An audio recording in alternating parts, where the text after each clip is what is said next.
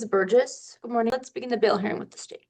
Yes, Your Honor. In this case, we are asking for $25,000 bondable only bail, pretrial services supervision, no contact with the victim, and no weapons. So I acknowledge he has an MPRA score of 3. It appears that his criminal history is for a failure to appear for traffic in Clark County. That is a sole criminal history at this point.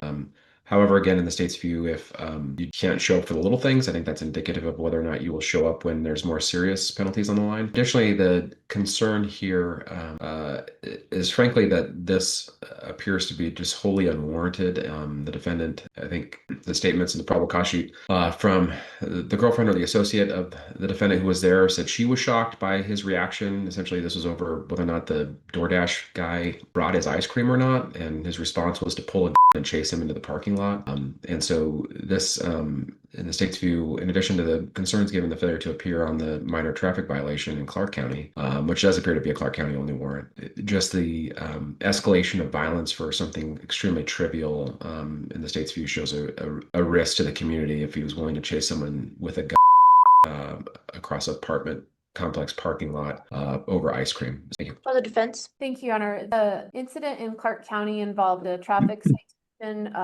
Mr. Burgess indicates that he was in an accident and his health and finances prevented him from taking care of that ticket right away. With regard to the weapon in question in this offense, as is noted in the probable cause sheet, it belonged to the other resident of that apartment and was surrendered to law enforcement. Given his very low score on the MPRA, his ties to the community, his personal information was verified.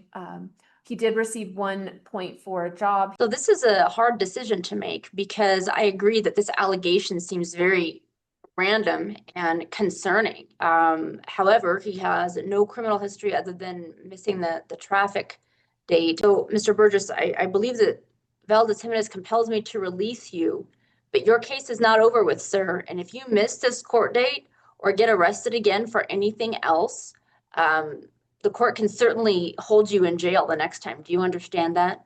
Yes, Your Honor. Right. So he's going to be released, no contact with no weapons, and you're going to be supervised by DAS. Make sure you know how to start your supervision. You also have to show at your next court date. It's going to be December 4th at 9 a.m. Make sure you're here.